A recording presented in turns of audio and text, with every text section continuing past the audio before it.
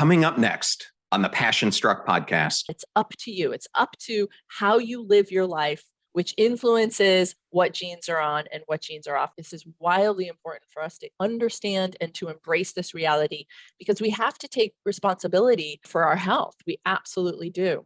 Biological age is looking at certain patterns of a key epigenetic mark called DNA methylation. These patterns of DNA methylation can reliably predict how fast our body is aging. Welcome to Passion Struck. Hi, I'm your host, John R. Miles, and on the show, we decipher the secrets, tips, and guidance of the world's most inspiring people and turn their wisdom into practical advice for you and those around you. Our mission is to help you unlock the power of intentionality so that you can become the best version of yourself. If you're new to the show, I offer advice and answer listener questions on Fridays. We have long-form interviews the rest of the week with guests ranging from astronauts to authors, CEOs, creators, innovators, scientists, military leaders, visionaries, and athletes. Now, let's go out there and become Passion Struck. Hello, everyone, and welcome back to episode 174 of Passion Struck, recently ranked by Apple as one of the top 5 alternative health podcasts. And thank you to each and every one of you who come back weekly to listen and learn how to live better, be better,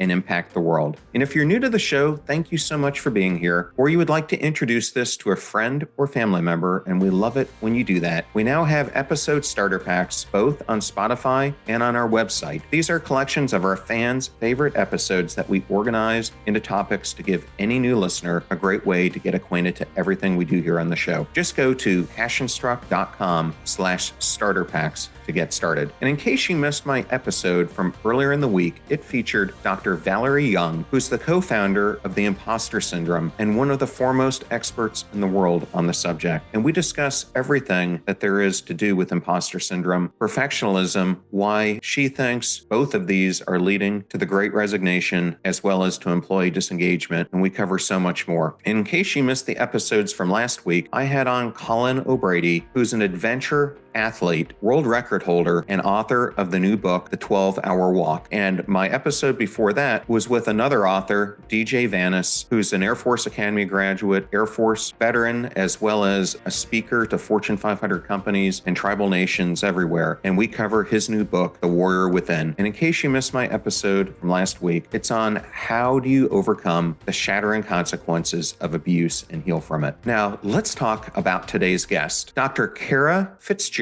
is the first ever recipient of the Emerging Leadership Award from the Personalized Lifestyle Medicine Institute in recognition of her work on DNA methylation. Dr. Fitzgerald directs a large in-person and virtual clinical practice in Connecticut and is engaged in clinical research on DNA methylation using diet and lifestyle intervention developed in her clinic. Her first study was published in the journal Aging, and earlier this year she came out with a book, Younger You, based on its findings, where she shows you how you can reduce your bioage and live longer and better through the use of an application-based program. In our interview today, we discuss the defining moments that led her to this career in functional medicine. Dr. Fitzgerald provides a deep dive into the concept of biological aging. She breaks down the science of epigenetics and why DNA methylation is vital to our biological aging process. She discusses in detail the groundbreaking study that she did and the reduction that it had on participants' bioage. We then go into the different pillars from her new book, Younger You, with examples of some of the key things that you can put into practice immediately to help lower your biological age and so much more. Thank you for choosing Passion Struck and choosing me to be your host and guide on your journey to creating an intentional life. Now, let that journey begin.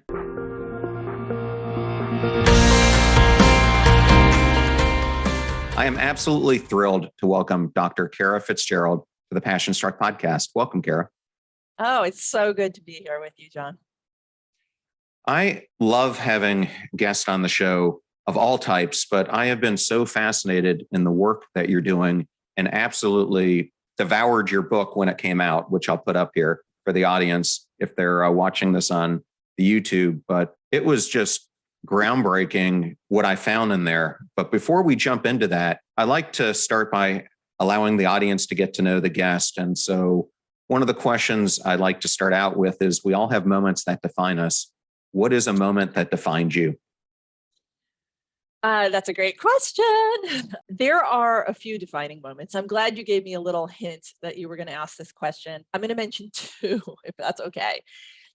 The work in epigenetics was a defining moment for me. It was extraordinary. We're going to talk about that background later, so I won't go into detail. I am a functional medicine doctor. I educate other functional medicine physicians through the Institute of Functional Medicine. I have got a practice here in Connecticut, and that has been my trajectory. It was an interesting change for me to go headlong into epigenetics, and it absolutely is in lockstep with functional medicine, but that was a very defining and career changing moment. Later we'll get to that story and what brought me to conducting the research that I did and continue to, and what brought me to writing the book. It blows my mind.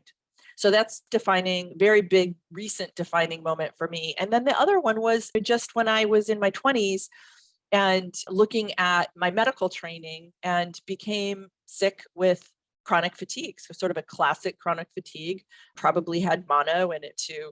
A reactivated Epstein-Barr infection. I was doing too much, as a 20-something people do. And I didn't get better. So I doctor hopped, and then finally got better when I saw a naturopathic physician, actually one of the longest practicing naturopathic physicians here in Connecticut. His name is Dr. Jeff Class. And it was my landlady, who was healthy and hearty in her 90s, who said I needed to go see her doctor. And she sent me off to this naturopathic physician, and he got me better with very simple intervention. That was a big defining moment for me, because that ultimately created the pathway. It just enlightened me to the possibility of training in naturopathic medicine. Yes. And then how did you go from there into having this obsession that you do for looking at the biological age? Well, that's many years. I've been practicing for a while. So school was an extraordinary time. I loved the training that I received. I was in the Pacific Northwest. I was able to access Dr. Jeff Bland, who's a nutritional biochemist and an incredibly forward-thinking human being. I saw him lecture, and he became my mentor when I was doing a postdoc position in laboratory science. It influenced my world. I don't practice traditional naturopathic medicine. I just became enamored of nutritional biochemistry and ended up going into a laboratory. I did a residency in clinical integrative medicine as well, but my heart and soul, I loved clinical medicine, but I just loved being in a lab. I loved being in sort of the omics revolution that we find ourselves in now, where we're looking, and epigenetics fits into the omic being the suffix for the microbiome, the genome, the epigenome. We are in this revolution in medicine that's as revolutionary as the industrial revolution. We're able to see what's happening at the genetic level. We can look at genetic expression now. This is epigenetics and biological age. We'll circle back to this. We can measure the entire microbiome. We can measure the proteins our body make, our genes transcribe and then get translated via RNA. We can look at those. That's called the proteome. The technology that we have now in science and medicine is just mind-boggling. And my laboratory training was a precursor to where we are today. So it really very much set up in me a deep appreciation of our technology and the power of it. But layered directly on top of that, so this extraordinary ability to see, is my naturopathic training, is this deep appreciation of how we evolved and what works best with us, how we eat, how we should live, how we interact with our fellow humans, et cetera. I had this very grounded, traditional naturopathic education layered onto the training and the ability to see how this influences us. So then flash forward to biological age. We measure the biological age by looking at what genes are on and off. And it's amazing. This is the field of epigenetics above the genes. It's the interaction of biochemical marks that turn genes on and off. Those biochemical marks are influenced by how we live our life. So here's our genes. They're not changing. We got what we got. They don't influence our health like we think that they do.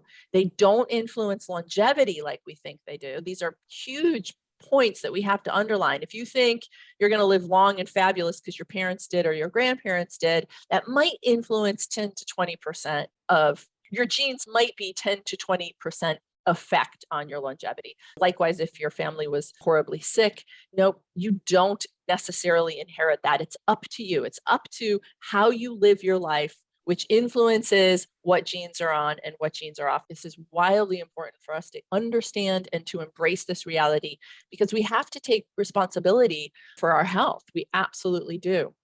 So biological age is looking at certain patterns of a key epigenetic mark called DNA methylation. These patterns of DNA methylation can reliably predict how fast our body is aging.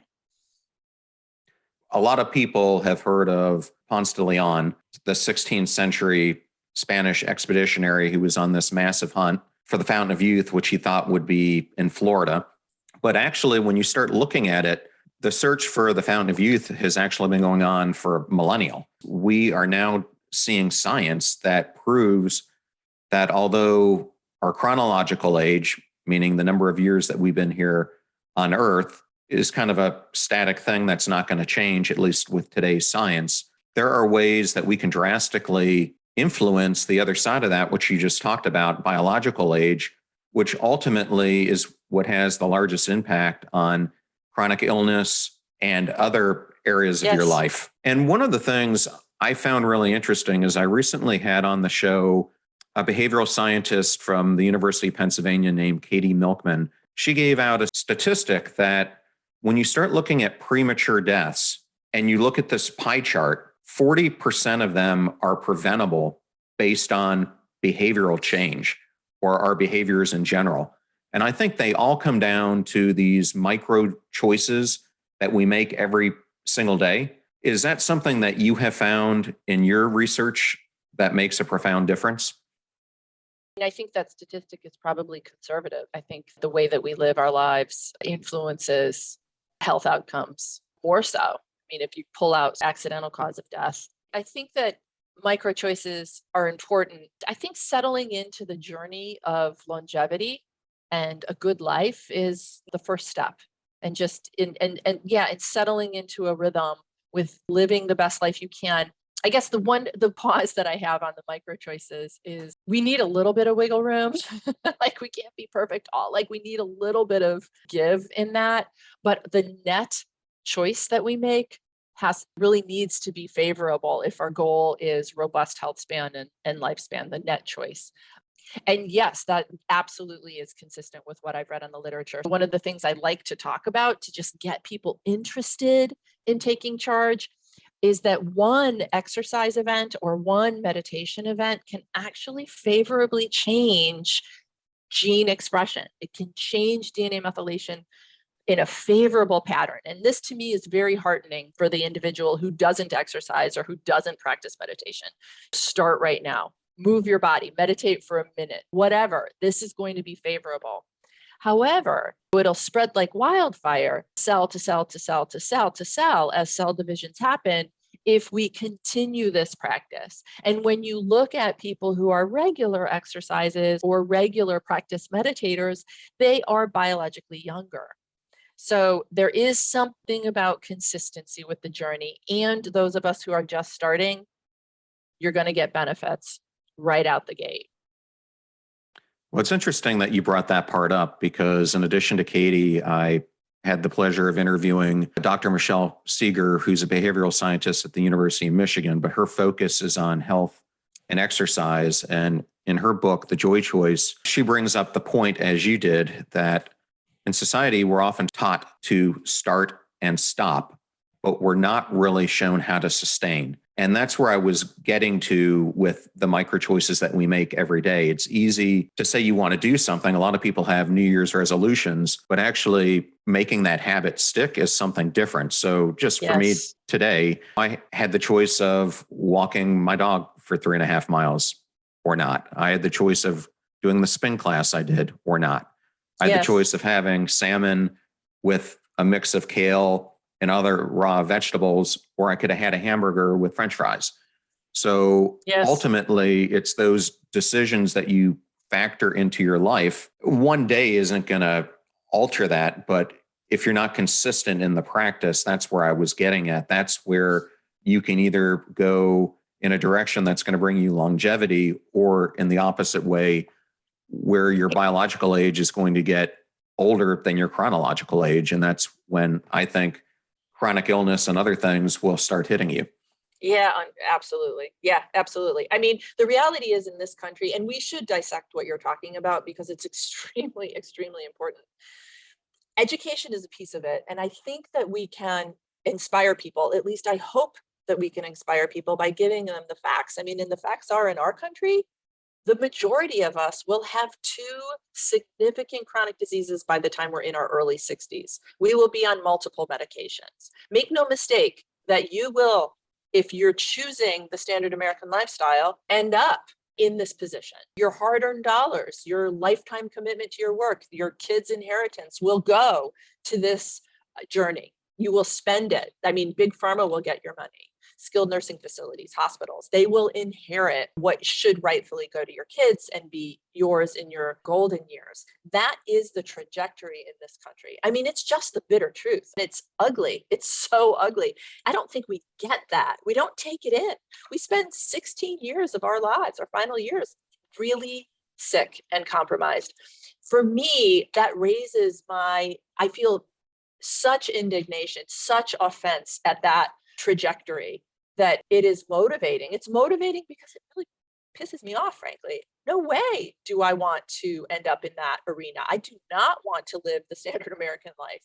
And it's very motivating for me to do right by my body and to make those daily micro choices. So I think education, really kind of understanding that the standard American life will put you in a skilled nursing facility propped up and taking many medications. And that is where your hard-earned dollars will go. And if we can get enough people on board with that information and really pull the branch down to how you can live a quality life, it needn't be that difficult. So here's the truth. The truth is not pretty in this country. And here's the alternative. It was an extraordinary finding that we were able to show that a simple diet and lifestyle program doesn't need to be out of the reach of any of us, was able to reverse biological age. This is broadly adoptable. And one of the peer reviewers at the journal we submitted to, the journal Aging, said just that this is important information because we can all do it. It's not out of reach pluripotent stem cells therapy, $50,000 or $60,000. This is something that you can choose in your local regular grocery store. And getting outside perhaps for a walk or whatever form of movement you want to do. It's not rocket science, and it's not prohibitive. It needn't be prohibitively expensive to adopt some of these. But yes, we do need to get people engaged. I will add one more thing, and then I want to hear your thoughts. Certainly the community environment helps.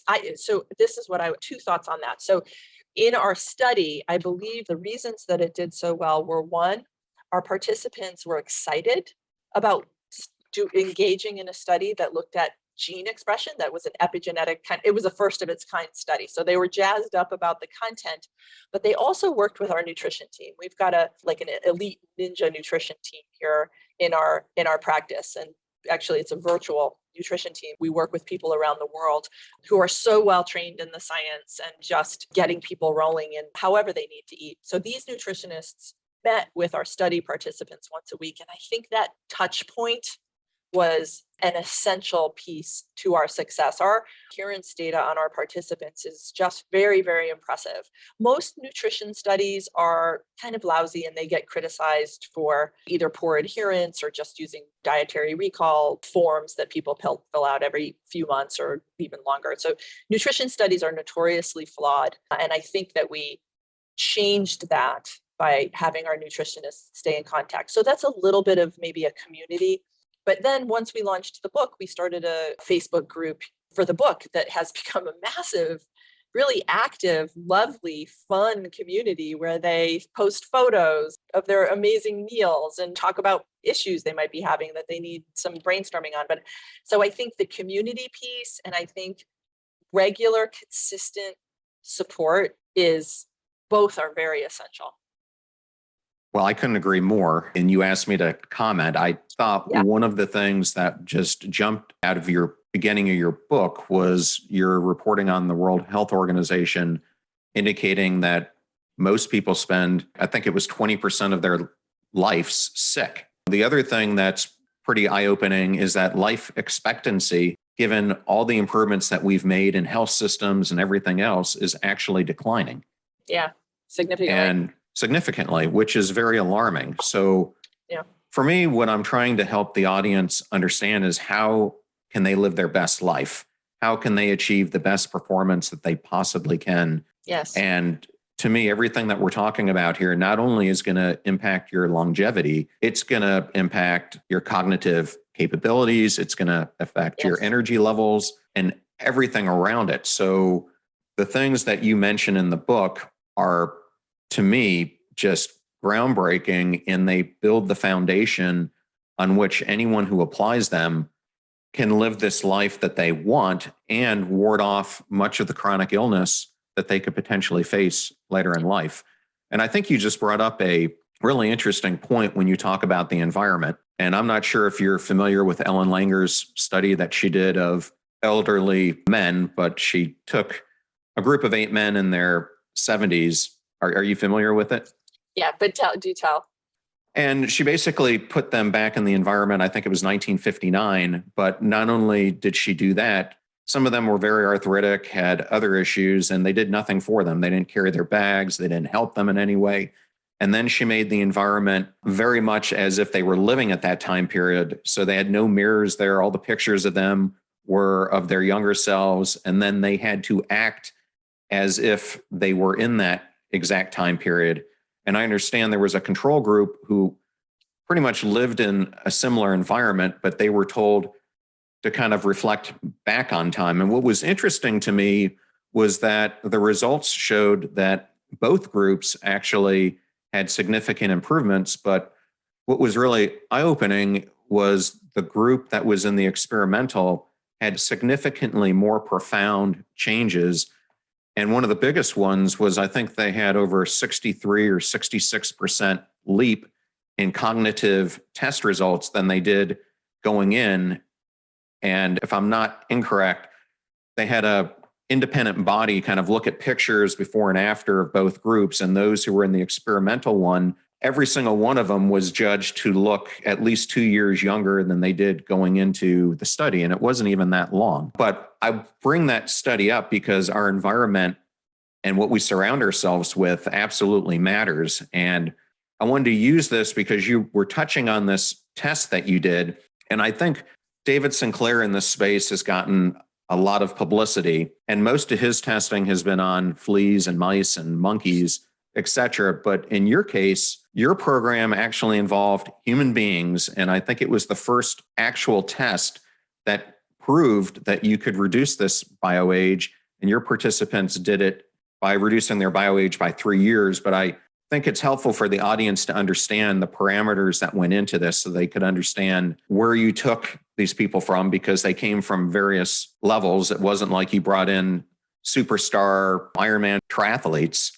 I was hoping you could explain that just a little bit more.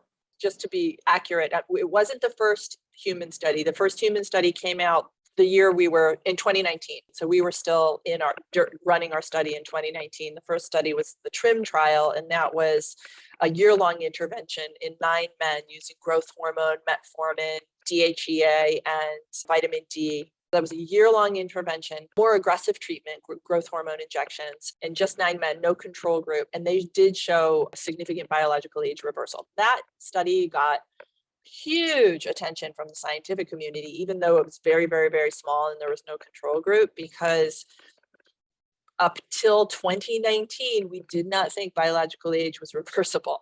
I mean, it's extraordinary. When I talk about the medical scientific revolution, that's massive evidence of where we are. So that was 2019. It was a minute ago. We were running our study then. We published our study in early 2021. So different from the TRIM study, the first one was called. Our study included, it was still small. It's a pilot study. It had 18 men in the control group, and we can talk about why men and not women after if you would like to. 18 men in our control and in the study group, and then 20 men in the control group. So it was the first study of its kind to be randomized control trial, to have a control group, which was a big deal, got a lot of attention, and it was the first of its kind intervention. I mean, it's a unique intervention. I mean, and so we used our diet, the diet that we prescribe. It won't be unfamiliar to somebody eating a healthy diet. Lots of veggies, no processed foods, healthy fruits, berries, etc. We want some animal protein in there. If you eat animal protein, eggs, beets, mushrooms, higher fat. We prescribed a little bit of an intermittent fasting structure, just very gentle, time restricted eating. So 12 hours eating, 12 hours without food. So basically an overnight fast. An easy exercise protocol, minimum of 30 minutes, 5 days a week. Do whatever you want, whatever makes your heart sing. Perceived exertion of 60 to 80% of maximum. So 60% of your maximum, whatever that is for you. Nobody's going to tell you. You get to define what that is. Twice daily relaxation exercise. So this is a breathing exercise. We wanted people to sleep well, and the nutritionists I mentioned earlier who acted as study coaches would brainstorm with the participant to make sure that their sleep hygiene was good, so that set them up for achieving a minimum of 7 hours.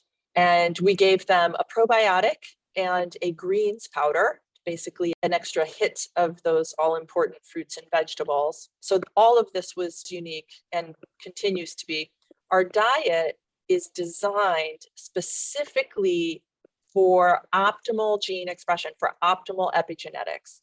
And to my knowledge, there isn't another diet like this, and it was unique when we created it. We created it actually many years before we studied it, before we were given a grant to study it. And that's kind of an interesting story. More specifically, of all of the epigenetic marks, and there's many of them, the most resilient and the best studied, or I should say arguably the most resilient, we don't know for sure. There are enzymes that keep these marks and maintained and reproduced, et cetera. So it's resilient and we can research it. It's called DNA methylation. So the epigenetic mark that we focus on and that a lot of scientists focus on is DNA methylation. And so our whole program, every brick by brick, every piece of this program was designed with an eye towards favorably influencing DNA methylation. And all of those studies and sort of why it's important, I lay out in easy language in the book.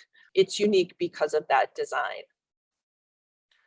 Well, I think it might be worthwhile to take a step back before we go deeper into DNA methylation, because one of the things that I have heard from talking to a number of neuroscientists is they often give the analogy of the brain being the hardware and your mind is the software. And you use the same analogy to describe the difference between DNA and epigenetics. So I thought maybe we could start there and then we'll go do a deeper dive on DNA methylation. Yes, and we should also give the findings of the study if we haven't yet. Yes. Well, why don't we start with findings of the study and then we'll go into the other things. Yeah, so our study also got a lot of attention because, again, it was its first of its kind. As compared to our control group, our participants in the 8-week time period that we prescribed our protocol were 3.24 years younger. So their biological age dropped considerably as compared to controls. That was pretty extraordinary. It blew our minds and blew a lot of people's minds. We got a lot of attention for it. Very exciting. And then we hopped right into publishing it as a book. It seemed to me that this knowledge shouldn't be in the ivy towers, sort of hidden from view, but made available to everybody. Well, that's exactly why I wanted to have you on the show and to get this information out there as possible so we can help people live healthier lives. Yeah, thanks. I appreciate it. Well, can we then dive into that analogy that I was talking about between the hardware and the software? Yes, indeed, we can. Yeah. So yeah, DNA is hardware. You need, in order for our genes to express, for them to produce proteins that, help the body run, or make the body and help the body run, build us, and keep us going.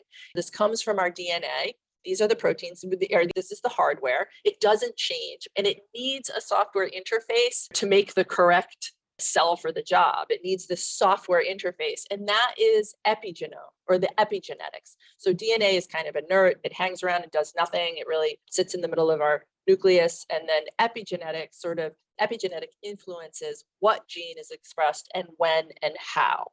And again, I will underline and sort of punctuate, we are in the driver's seat with influencing what genes are on and what genes are off. So we have a lot of say over epigenetics.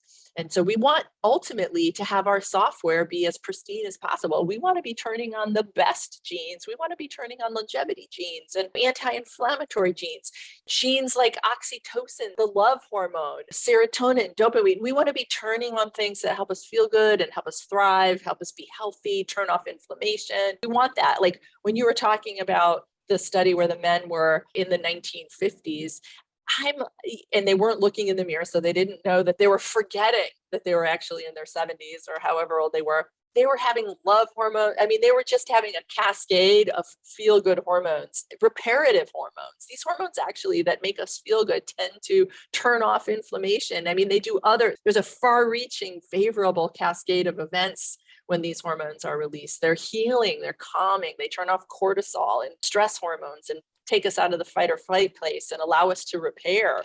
So it makes sense that there would just be this far-reaching cascade of events when you put these individuals into their happy place, into a time when they were strong and excited and all of that. So does that explain it? Is that a reasonable explanation? No, I think that's a great explanation. Earlier in the episode, you were talking about how there's a portion of us that we cannot change, but there's a lot that we can change. And I think the science that you're showing is really building upon some of the fundamental things that Darwin found, but in other ways, it's completely throwing a different dimension that he never comprehended when he was looking at this.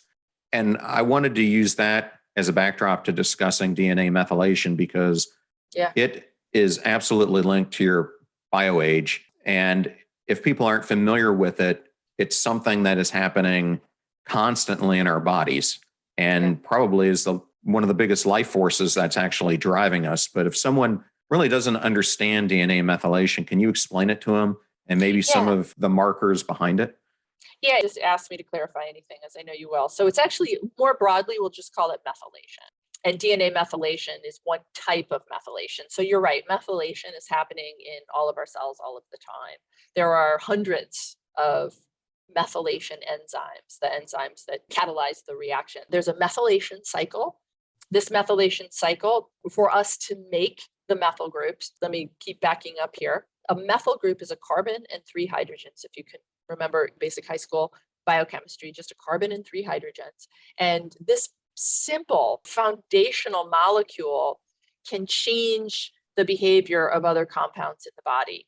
So in talking about DNA methylation, when there are a lot of methyl groups on a gene, it will inhibit that gene from being turned on. And conversely, when there's an absence or few methyl groups, it will allow that gene to be turned on.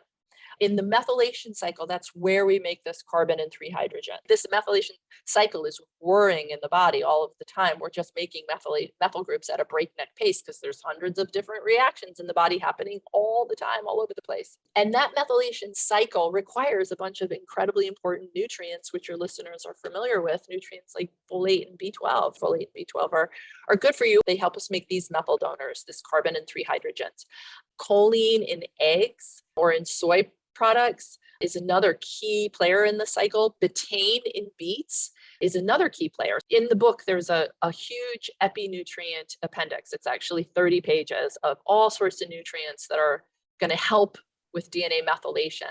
And all the foods that have these methyl donors in them are listed. So, yep, we do want people to eat liver if they're open to doing it. You don't have to, but if you're open to it, it's a superfood. It's a multivitamin in a food matrix. It has a daily supply of B12 and folate. I mean, it's just so ridiculously nutrient dense. It's got choline and just a host of minerals. So in the appendix, there's all of these foods, and that's the methylation cycle. So the methyl groups are made, and then they go and act in the body. Beyond DNA methylation, they detox us. Methyl groups are used to clear the body out of certain toxic compounds that we're exposed to, including metals like arsenic, for example. It helps us make neurotransmitters. It helps us make feel-good hormones. It helps our brain think. It helps our muscles fire. It helps clear out estrogens that can be damaging when they're too high of quantities.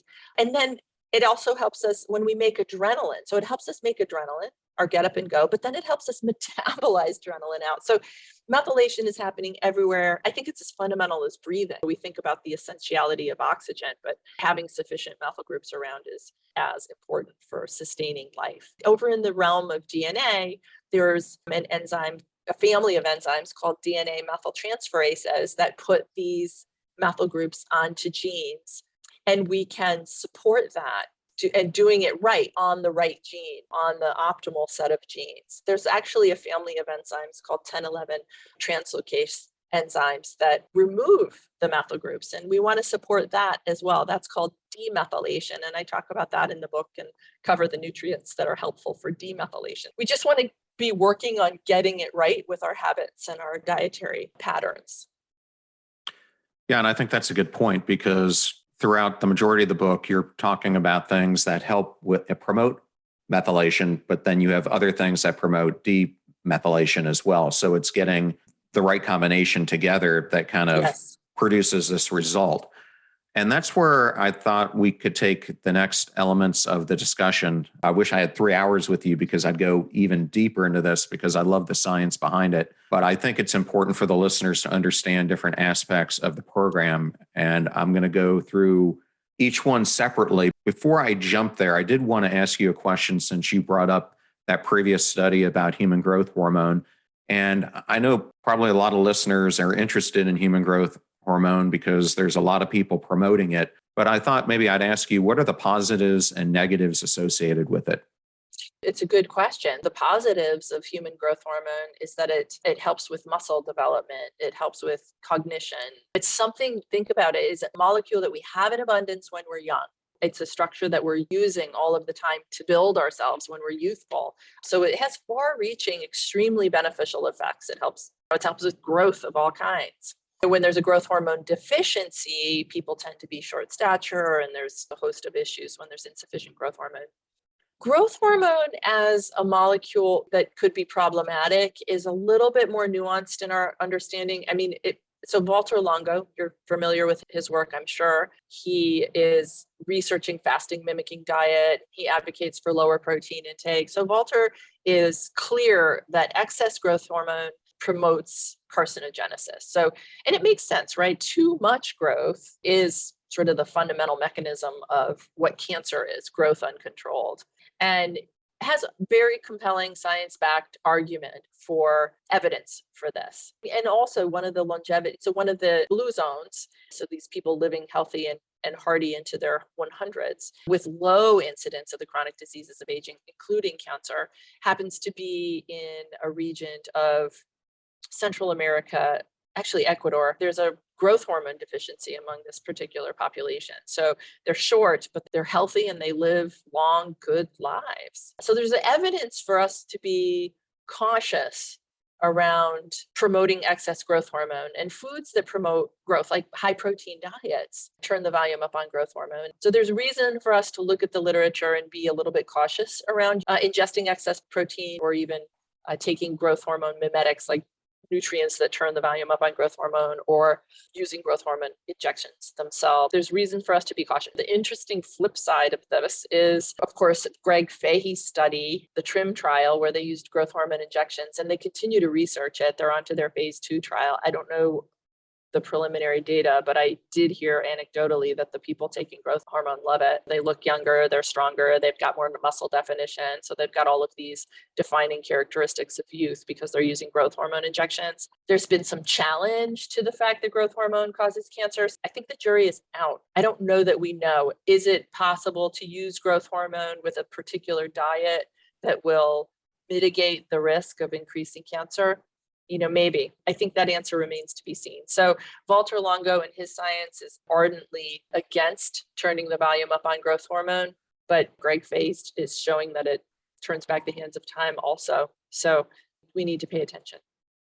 Well, some of the people I see who are using it, their appearance drastically changes. I see them in the gym and their lean muscle mass. It's just incredible. However, a short period of time, the changes are that apparent. But what has always scared me was the downstream potential effects from it. I mean, they do sort of argue that they've looked at long-term growth hormone in this country with growth hormone deficiency and not necessarily seeing the fallout. But yeah, you're right. I mean, there's a potential big downside. I think we just need to pay attention. And I think there are tons of things where we've been skeptical about using them in clinical practice, let's just take psychedelics, which are now in phase 3 and phase 2 trials showing almost a doubling of the efficacy over traditional cognitive behavioral therapy and other things. So Yeah. I'm just glad that we're looking at all these different ways of approaching functional medicine and functional health, and that people are becoming more open to it. Yes, So absolutely. Yeah, likewise with rapamycin. That's a likely longevity drug that may be something that routinely prescribed to promote life and health span.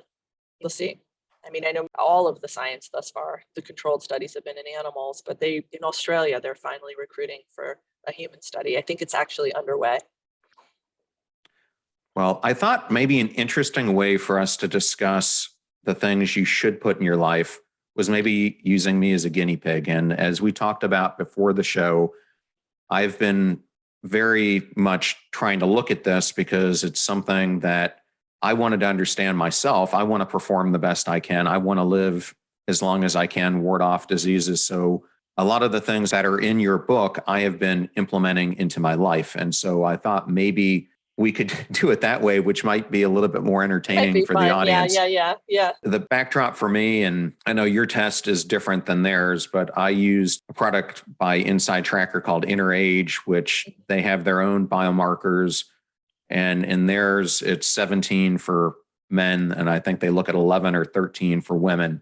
But basically, it came back with a report that showed I was a decade younger biologically than I was chronologically.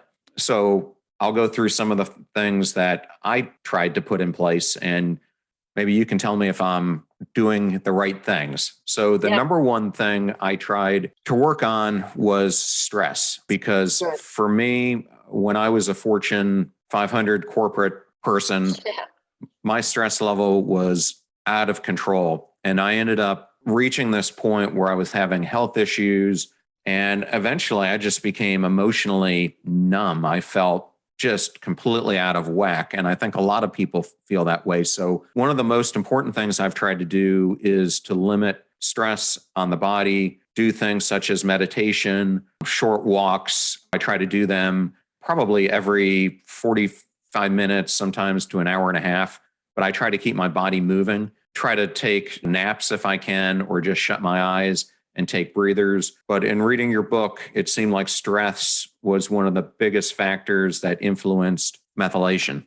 Oh man, it's such huge. It influences biological aging. Yeah, I think stress is gasoline on the fire of aging. I mean, it's no joke. And we don't take it seriously unless you faceplant like your experience as a C-suite guy. The statistics on C-suite burnout are horrible. I mean, everybody wants to be a CEO or COO or top of the company. The price that is paid for that, we're actually going to be doing a YPO challenge where we're going to be working with C-suite people exclusively, introducing our program to them. And I can't wait. And yeah, the stress piece is huge. I just want to say that in the clock that we used, measuring DNA methylation, a full 25% of that clock is influenced by cortisol, by the ultimate stress hormone.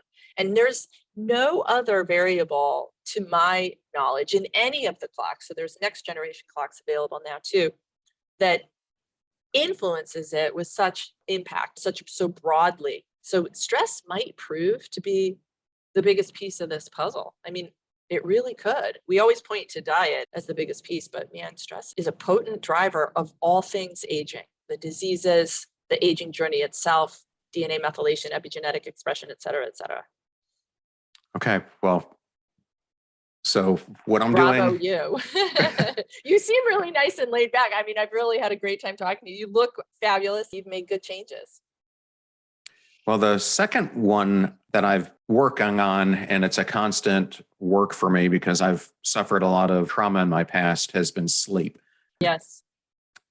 And as I started looking at this, I've seen studies that show if you're not getting those 6 to 8 hours of sleep on a consistent basis, it starts impacting your telomeres. And the lack of sleep can actually shorten the telomeres, which then, as I understand it, directly impacts biological aging. So I don't think people truly understand how important sleep is. And I have a guest whose episode will be coming up here very shortly, Dr. Sarah Mednick, And she Yeah. just put out a book, The Yeah.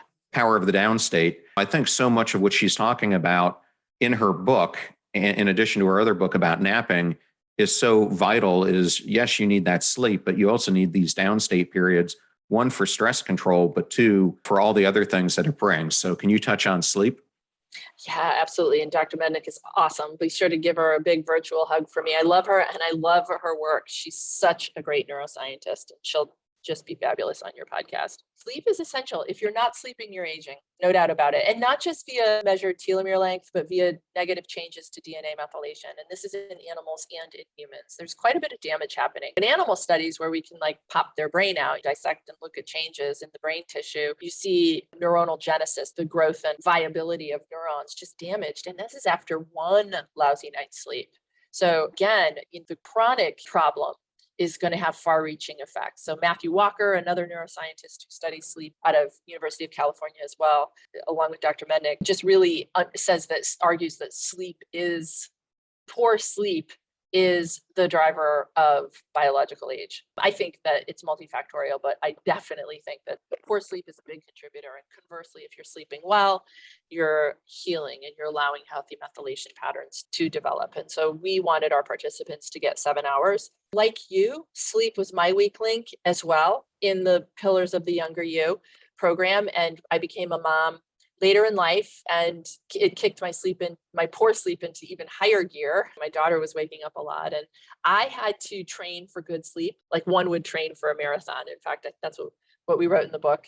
It's true. I had to just take hack after hack after hack to figure out what would finally enable me to get a decent night's rest.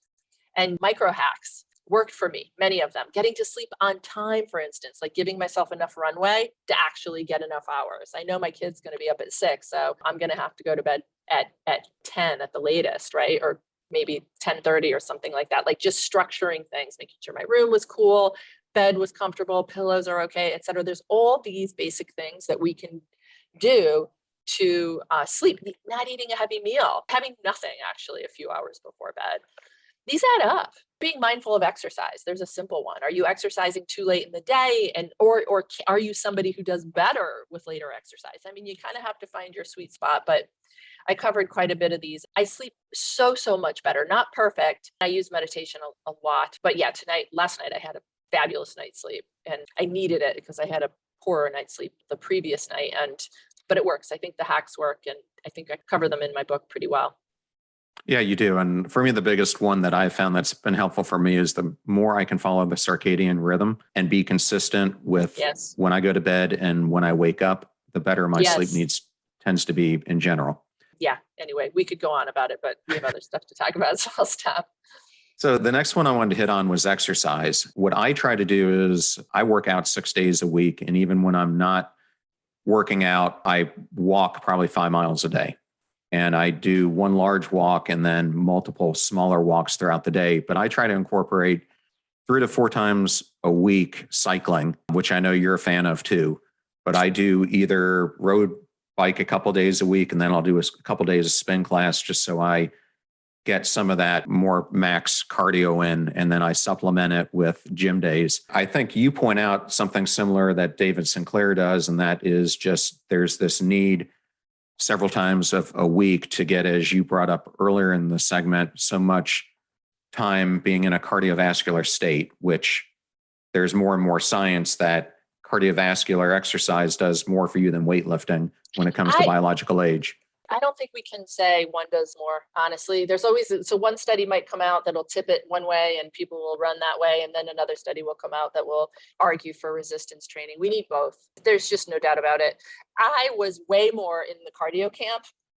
I've been a cyclist for my entire adult life, like a no joke, let's ride hard. I competed and I still love it. It's still just incredibly important. And it's my happy place. I was on my bike this morning. It's my happy place. I lift now with a real commitment. I do resistance training. I do 3 days a week, but a good workout. Like I've been doing German volume training. It's funny. As somebody who was so cardio and now I'm doing German volume training. I love it though. I absolutely love it. I love my body making muscle. And I think that both are good. In fact, when I was writing the section on exercise in the book, we caution about over-exercising, but really the majority of the science out there is just the crazy amount of benefits. One of the most important longevity elixirs that we can engage in. It's essential.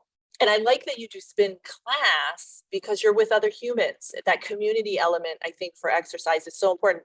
I ride solo. I used to have a riding group, but I don't now. But my gym is this local garage that our coach he trains all the athletes, the high school athletes, and all of their parents come they work out. So I'm in like the mom bod class, and it's just so fun. It's just fun and friendly. And that community component is really important, I think, as well.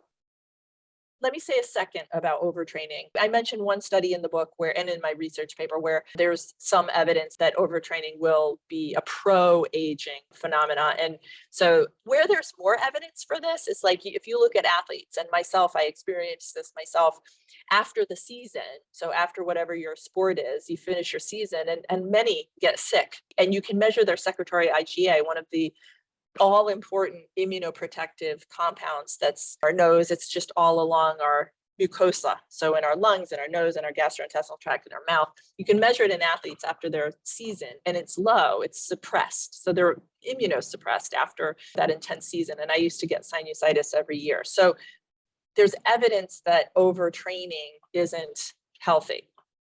Not that I want to say you stop your competitive sport, do it and love it, but maybe at some point wind it down when you get older. Okay, good advice. So the last area I want to dive into would be what we eat. And so my routine is I intermittent fast 6 days a week, sometimes 7, which I just did an interview earlier this week with Dr. Dominic D'Agostino, who's a predominant person in the ketosis world, who told me I'm probably doing it too much, but it's working for me. But in addition to that, How many hours though, when you say you intermittent fast, like what is your window? My window to eat is if I start at 12, I stop at 7 to 7:30. If I would start at 1 p.m., I end 8, and then I don't eat. So I try to get in 16 hours. And then some days I will do multi-day fasts, but it just depends on how much I want to detox. But every day I wake up, one of the first things I do is I hydrate. So immediately upon waking up, I have water. I take a greens. I typically have used athletic greens, but I'm now experimenting with others. And then I do a ton of supplements. So I do a lot of EPA and DHA, like very high. I do chelated magnesium at night with a vitamin D. I do liquid zinc drops. I'm doing resveratrol. In addition to that, I try to do, as I said before, the K2, the D. And in addition to that, I'm using a complex mushroom supplement and a beet supplement plus biotin. And then my diet is very heavily a lot of kale, salads, vegetables, and proteins. And sometimes I'll go on very low carb diets, but that's generally what I've been doing. And I've probably missed some supplement. MCT oil is something that I also do as well. Yeah, awesome. That's great. So in our study, as you know, we only used a probiotic and a greens powder, but in the book, I cover a lot of additional supplements we want to consider, and you've aligned yourself with our recommendations very well. I would do a little extra. You're probably doing some curcumin or turmeric or trying to get that in your diet. I think green tea is an additional player whose importance is there's plenty of evidence for. I actually use Himalayan tartary buckwheat from Big Bold Health. That's Dr. Jeff Bland's company. It's not wheat. It's not a gluten-containing grain, but it is loaded with those nutrients that sort of direct where methylation is happening. In our book, they're epinutrients. They're mostly phytochemicals. So they're compounds from plants that seem to direct where methylation is happening towards an optimal pattern. And so Himalayan tartary buckwheat is packed with it. But resveratrol, as you mentioned, all of the leafy greens that you're doing, likely you're doing some berries and stuff like that, that again are very important, directing traffic. What else? Now, the berries are one area that I don't do as much of. I do a ton of almonds and seeds and stuff like that. Good. Yeah, it's great. Yeah, you've definitely kind of embraced core pillars of our program. I know we're getting short on time, so I wanted to ask one last question, and that is if someone implements this and they can start addressing the upstream biological age, how much can this likely help them avoid chronic conditions as they get older or push them off? That's a great question. We don't know. I mean, we're continuing to collect study data. I would ask people come to younger-you-program.com and visit us. In fact, we have a biological age self-assessment that is free. So you can do a questionnaire that'll give you an idea of your age to start you on the journey, and you can join us on the journey if you go over to younger-you-program.com. So we know that this program lowers biological age, but we also know that there's plenty of evidence on the pillars of this program being anti-inflammatory, being heart smart, being brain supportive, being anti-cancer. So all of the chronic diseases of aging, we know that this dietary and lifestyle pattern is beneficial for reasons even beyond DNA methylation. Our expectation, my goal with this work is that we extend health span to be in lockstep with our lifespan so that we live long. We experience what James Fries coined in the 80s, a compression of morbidity. So we have minimal diseases, and when we die, it's sort of quick and relatively painless and uneventful. I mean, that is the goal that I have for this work, and I'll continue to study it towards that end. Well, great. Well, down the line, I'd love to have you come back as you're studying more and learning more. And you already gave one way for people to find you. I know you've got a great Facebook group as well that people can join. What's a way that they can do that? You can find, if you come to our hub, younger-you-program.com, we'll have a link to joining our face group. You can get, if you have the book, if you buy the book, there are 1 million downloads that you'll have access to, extra recipes, lists of methylation adaptogens, just all sorts of cool, good stuff is over at younger-you-program.com. That's our hub, and it'll get you where you need to go. Kara, thank you so much for coming on the show, man. It was one of my favorite episodes I've ever done. Such fascinating work that you're doing. Thank you. I just really appreciate it. I appreciate the hard work that you're doing in this field and bringing this information forward. So thanks for having me.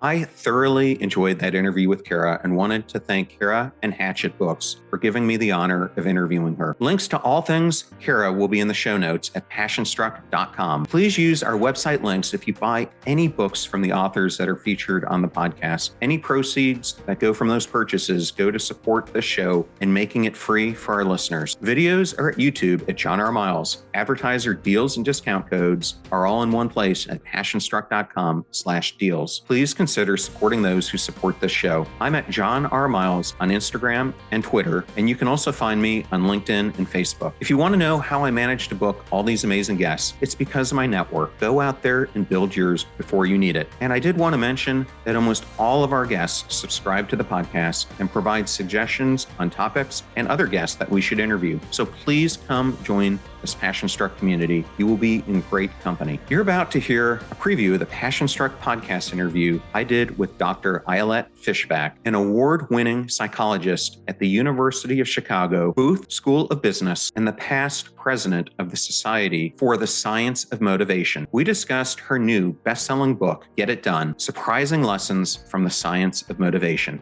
One reason it's hard to choose our objectives is that we often plan for our future self, and we have this fallacy where we think that our future self is going to be much more of a superhuman than our present self, which means that when we plan for the future, we envision a person that doesn't get tired or hungry or frustrated or bored. And that person, of course, will get up at 6 a.m., work until midnight. Well, not really. And so it's often hard to plan because our plans suffer from what we refer to as the empathy gap, as lack of empathy for our future self. Remember, we rise by lifting others, so share this show with those you love. And if you found this episode useful, please share it with someone else who could use this advice on how to reduce your biological age that Kara gave here today. In the meantime, do your best to apply what you hear so you can live what you listen, and we'll see you next time. Live life passion struck.